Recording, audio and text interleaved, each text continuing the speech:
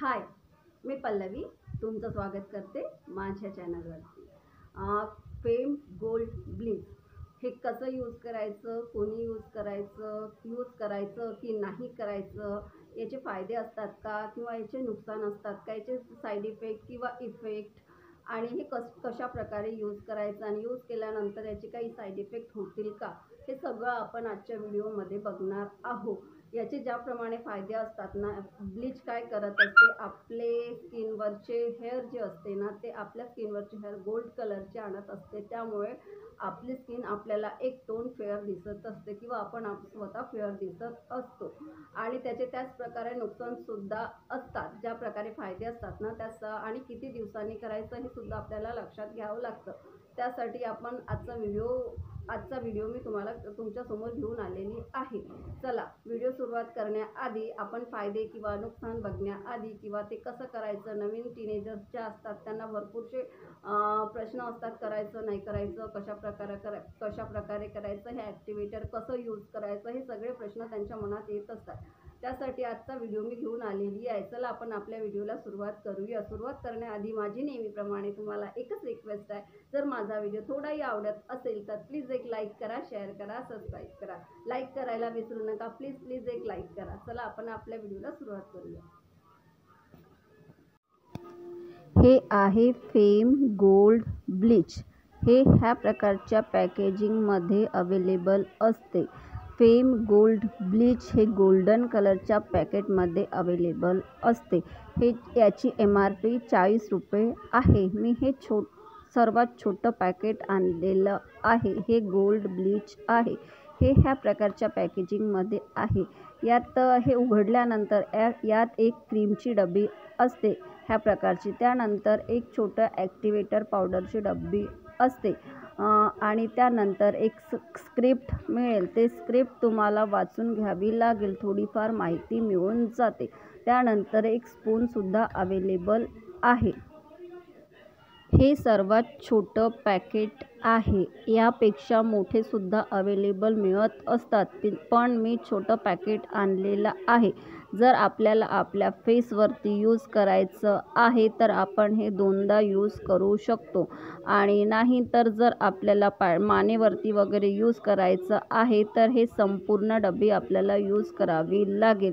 हे स्क्रिप्ट आहे, थोडी वाचून घेतली तर आपल्याला थोडीफार माहितीसुद्धा मिळून जाते आणि हे स्पूननी आपल्याला तयार करायचं आहे। चला आपण आपलं ब्लीच तयार करून घेऊया।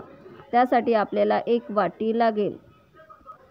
वाटी घेतल्यानंतर हे मोठी डबी ओपन करायची आहे आणि यातली आपल्याला जितकी लागेल तितकी क्रीम काढून घ्यायची आहे। मला फक्त फेसवरती ब्लीच करायचं आहे, त्यासाठी मी यातली अर्धी क्रीम काढून घेणार आहे। जर तुम्हाला मानेवरती ब्लीच करायचं असेल तर तुम्हाला पूर्ण क्रीम काढून घ्यायची आहे।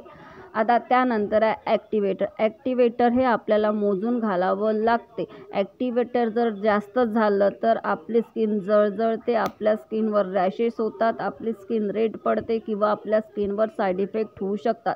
म्हणून हे मोजून घालायचं। जे नेहमी यूज करत असतील त्यांना म्हणजे ते बरोबर यूज करतील, पण ज्यांचं पहिल्यांदा आहे त्यांनी बरोबर आपली चिमटी घेऊन असं 2 चिमटी तुम्ही ॲक्टिवेटर टाका। जास्त ॲक्टिवेटर घालू नका, त्यामुळे आपल्या स्किनवर साईड इफेक्ट होऊ शकतात। त्यानंतर मी थोडं रोज वॉटर घालणार आहे। रोज वॉटर हे आपल्या स्किनचं pH बॅलन्स मेंटेन ठेवते, आपली स्किन हेल्दी ठेवत असते। त्यासाठी मी 3-4 थेंब रोज वॉटर घालणार आहे आणि हे आपल्याला भिजवण्यासुद्धा हलकं होते आणि आपल्याला लावायलासुद्धा छान होत असते, म्हणून 2-3 थेंब रोज वॉटर घालणार आहे। रोज वॉटर घातल्यानंतर हे आपल्याला मिक्स करून घ्यायचं आहे। हे छानपैकी 3-4 मिनटं मिक्स करायचं आहे। यातलं ॲक्टिवेटर पूर्ण मिक्स झालेलं पाहिजे। स्पूननी मिक्स करा किंवा स्पूननी जर तुम्हाला जमत नसेल तर तुम्ही बोटानीसुद्धा छान मिक्स करू शकता, कारण बोटाच्या हेल्पनीसुद्धा छान मिक्स झाल्यानंतर त्यातलं ॲक्टिवेटर छानपैकी मिक्स झालेलं पाहिजे आणि मिक्स झाल्यानंतर ते आपल्याला आपल्या फेसवरती यूज करून घ्यायचं आहे। मी हे छान 3-4 मिनटं मिक्स केलेलं आहे। आता हे मिक्स झाल्यानंतर आपल्याला आपल्या फेसवरती यूज करण्यासाठी तयार झालेलं आहे। चला आपण आता हे यूज करून घेऊया। हे ब्लीच आपण तयार करून घेतलेलं आहे. आता ते आपल्याला फेसवरती यूज करायचं आहे. आपण कोणतीही स्किन केअर करत असलं, कॉस्मेटिक यूज करत असलं किंवा काही यूज करत असलं फेसवरती, फेस पॅक वगैरे, त्याआधी आपल्याला सर्वात पहिले फेस वॉश करावं लागतं. तुमच्या कोणत्याही फेस वॉशने फेस वॉश करून घ्या. मी फेस वॉश केलेला आहे. फेस वॉश केल्यावर मी आता स्किन पावडर लावलेला आहे, त्यासाठी फेस क्लीन करून घेणार आहे.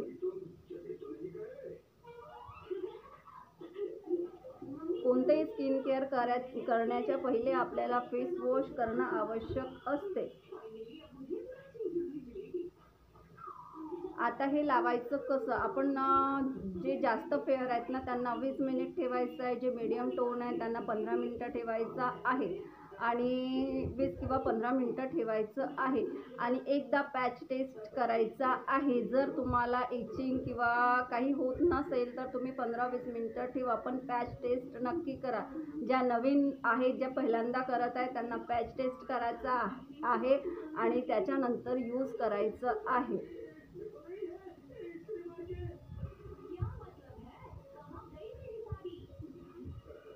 हे वरच्या डायरेक्शनमध्ये आपल्याला लावून घ्यायचं आहे.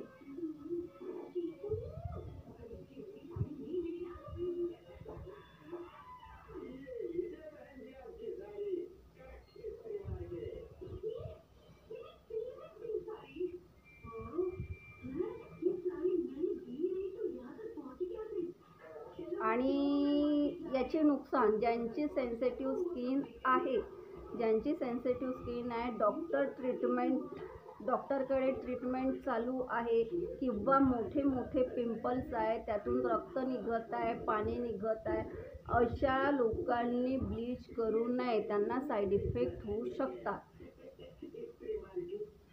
ब्लीच काय करते, ब्लीच हे आपल्या स्किनवरचे जे हेअर असतात ना, छोटे छोटे ते गोल्ड कलरचे करत असते. त्यामुळे आपल्या स्किनना आपल्याला एक टोन फेअर दिसत असते. त्यासाठी आपण ब्लीच केलं जाते. पण ब्लीच हे महिन्यातून एकदा करू नका, कारण आपली स्किन ब्लीचनी खराब होऊ शकते. त्यासाठी आपण 2 महिन्यातून एकदा तरी करू शकतो. दर महिन्याला ब्लीच करणं बरोबर नाही. मग ते तुमच्या स्किनवर डिपेंड आहे, किती साईड इफेक्ट होतात की नाही होतात ते तुमच्यावर डिपेंड आहे. पण पॅच टेस्ट अवश्य करा आणि त्यानंतर तुम्ही ब्लीच करू शकता.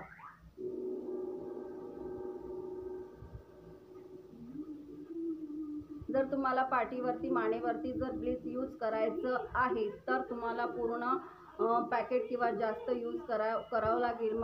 मी अर्ध क्रीम घेतलेला होतं, कारण मला फक्त फेसवरती तुम्हाला यूज करून दाखवायचं होतं. ब्लीच छान असं ब्लीच आहे, छान इफेक्ट येतात. पण ब्लीच करायच्या पहिले तुम्ही पॅच टेस्ट करा आणि ज्यांच्या स्किनवर काही प्रॉब्लेम्स आहेत, डॉक्टर ट्रीटमेंट आहे, त्यांनी ब्लीच करू नका. साईड इफेक्ट होऊ शकतात. डॉक्टरला विचारल्याशिवाय कोणतीच ट्रीटमेंट तुम्ही आपल्या फेसवर करू नका.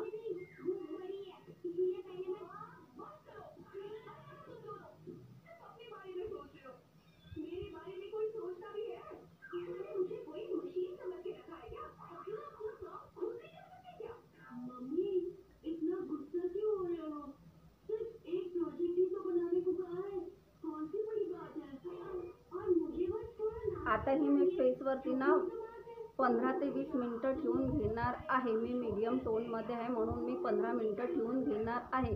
15 मिनिटानंतर आपल्याला साध्या आणि नॉर्मल पाण्याने फेस वॉश करायचा आहे. साध्या आणि नॉर्मल आणि थंड्या पाण्याने फेस वॉश करायचा आहे. साबण किंवा सोप यूज करायची नाही किंवा फेस वॉश यूज करायचा नाही. आणि तुमच्या स्किनवरती ना थोडी जास्त इचिंग होत असेल आणि असं वाटत असेल तर तुम्ही एक ओलं नॅपकिन करून फेस क्लीन करून घ्या. डायरेक्ट फेस वॉश करायचा नाही, कारण डोळ्यात वगैरे जाण्याची भीती असते, म्हणून ओलं नॅपकिन करायचं. नाही तर ते तुमच्याकडे पफ वगैरे असेल त्याने तुम्ही क्लीन करून घ्या आणि त्यानंतर फेस वॉश करा.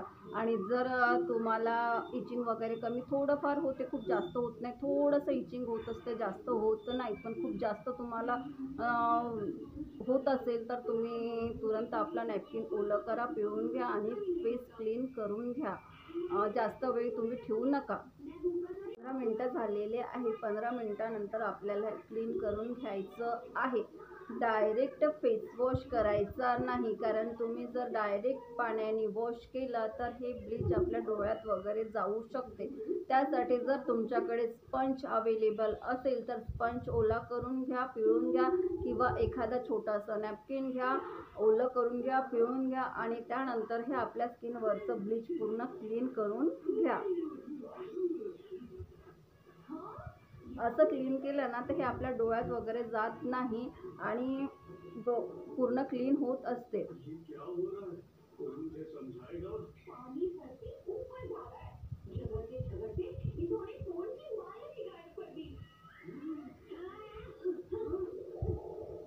छानपैकी असं क्लीन करून घ्या आणि क्लीन केल्यानंतर मग तुम्हाला नॉर्मल आणि साध्या पाण्याने फेस वॉश करायचा आहे.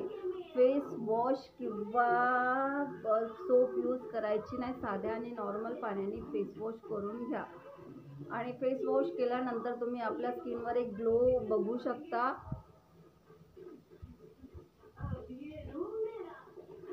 एक नॅचरल ग्लो येत असतो, कारण आपल्या स्किनवरचे जे फेशियल हेअर असतात ना, ते छोटे छोटे फेशियल हेअर असतात, ते गोल्डन कलरचे झालेले असतात. त्यामुळे आपल्या स्किनवर ना आपल्याला नॅचरल ग्लो दिसत असतो.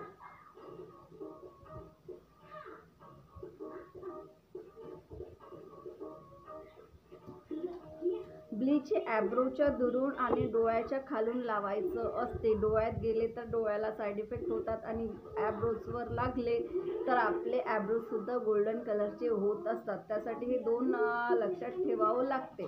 आणि जर ब्लीच केल्यानंतर तुम्ही बघू शकता आपले जे छोटे मोठे हेअर असते ना, ते गोल्डन कलरचे झाल्यामुळे आपल्याला आपला फेस ना एक टोन फेअर दिसत असते. त्यासाठी आपण ब्लीच केलं जाते. ब्लीच हे महिन्यातून एकदा करू नका, 2 महिन्यातून एकदा करा किंवा 3 महिन्यातून एकदा करा, कारण ब्लीचमध्ये ना केमिकल्स असते. केमिकल्समुळे आपली स्किन खराब होऊ शकते किंवा आपल्या स्किनवर साईड इफेक्ट होऊ शकते. ज्यांची डॉक्टर ट्रीटमेंट आहे किंवा मोठे पिंपल्स आहे, पाणी निघत आहे, अशा लोकांनी सुद्धा ब्लीच करू नये, साईड इफेक्ट होऊ शकतात. जर माझा व्हिडिओ तुम्हाला थोडाही आवडला असेल तर प्लीज एक लाईक करा. माझा व्हिडिओ जर आवडला असेल तर प्लीज एक लाईक करा, शेअर करा आणि सबस्क्राईब करा.